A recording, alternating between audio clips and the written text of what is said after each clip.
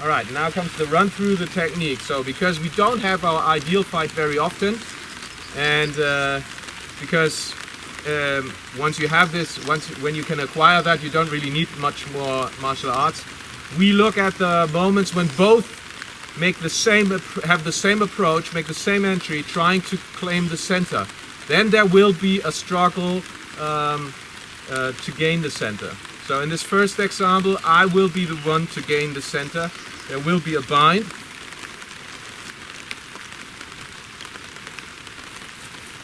And instantly, as I make contact, I probe this bind. I probe the quality of this bind, pushing my spear over his, and I feel, okay, now I'm stronger. I feel his counter pressure, so I can safely thrust here into his face by lifting this hand and thrusting at him. Alright, so don't strike weapons into each other. So we're not doing this. While we're going forward, we see, okay, the other one is doing the same thing. You don't strike to win the center, because if you just strike, as you see that I'm coming in, you try to gain the center by striking into it. This strike makes you too hard, and you cannot really use the advantage you gain by striking into the weapon. So it's really easy for the opponent to adapt to it and respond with weakness to pressure. Yes? It's really important, never ever strike into weapons. And if it's swords, you don't want to ruin your edges anyway. But even with a spear here, the one crucial aspect is that you will give him too big a signal, and thus make yourself vulnerable. All this fighting, there's a lot more delicacy and sensitivity than most people assume. So instead, if we do it in slow motion again, we go forward, we both claim the center, and as we make contact, because if you take your weapon away, because I'm just positioning my weapon here, I'm not striking anywhere, I'm positioning it. But if I feel there's contact, as soon as there's contact, I try to win, or to probe the quality of this contact, to get a good pressure signal. And now it's like inserting a key into a lock sideways. I want to bring my weapon over his.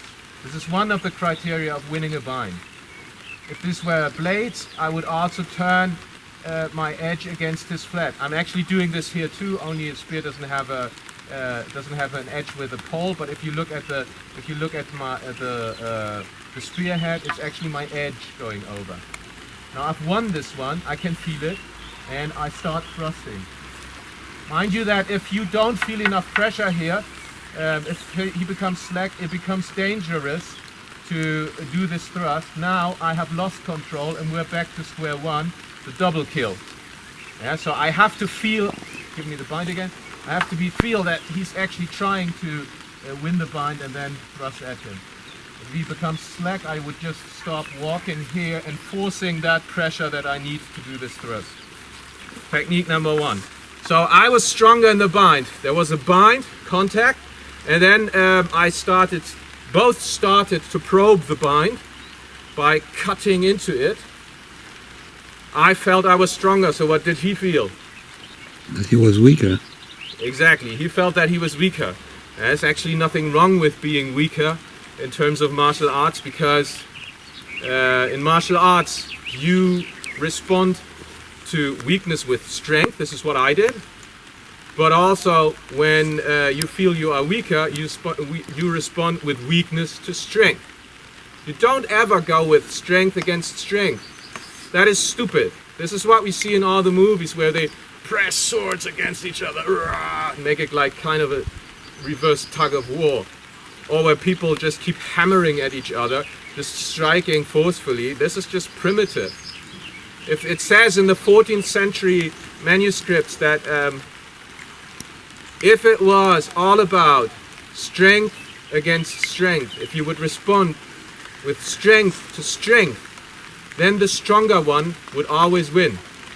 And in a world like that, of course, there would be no need for martial arts. Why would you practice for years and years and years if you could just go to the gym and do weightlifting and then just by becoming stronger, get a better fighter? Yeah. All right, so he feels he's weaker. This is his information he gets from probing the bind. Kannst du die noch, den Konter? Oder soll ich den machen? Huh? Den kannst du noch. So we do it in slow motion again.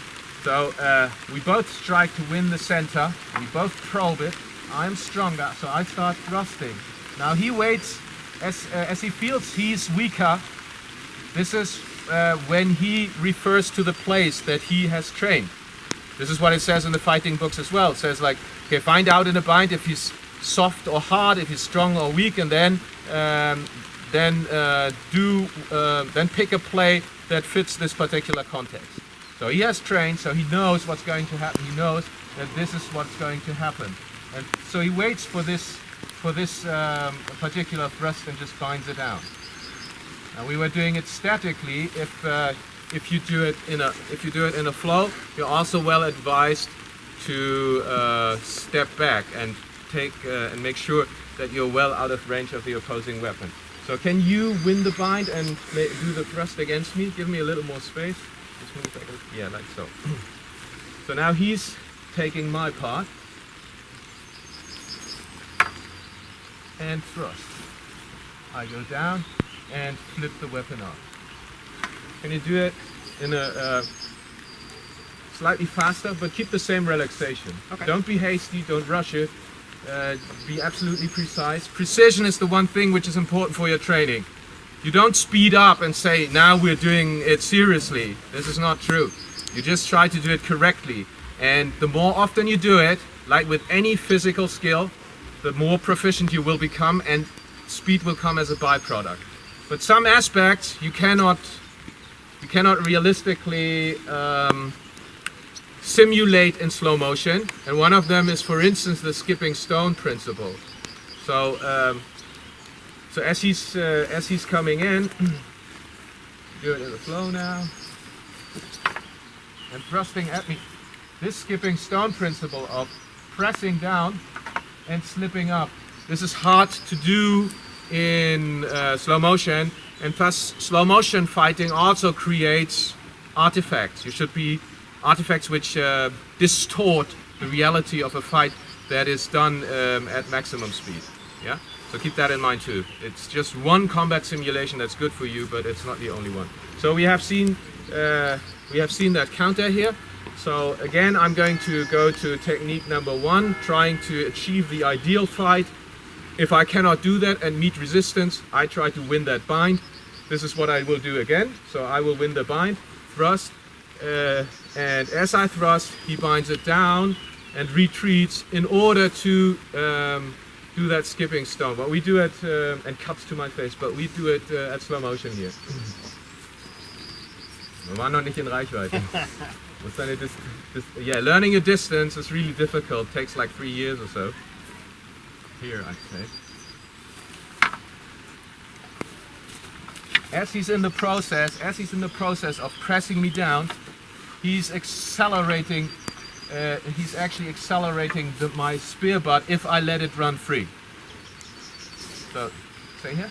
So pressing it down and falling into a void is my death, because he then just lifts up. Lift up straight away. You don't have to thrust. So look, when I push this down, no, it's this side. Yeah.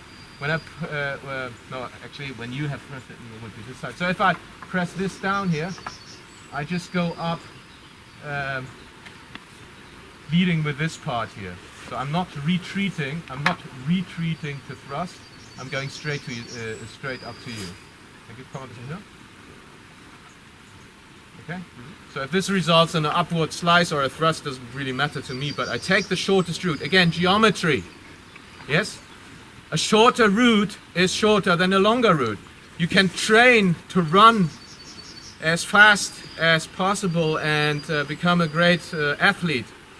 But still, if you run at your maximum speed, you will need more time for the longer route than for the shorter one. So in combat, go for the shorter one.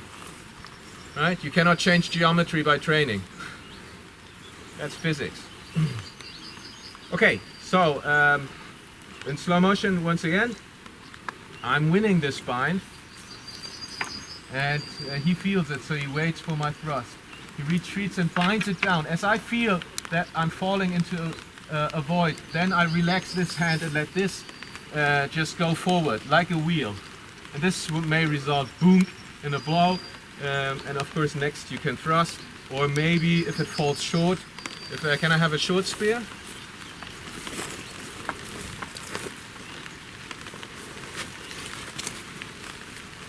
So if your blow would fall short,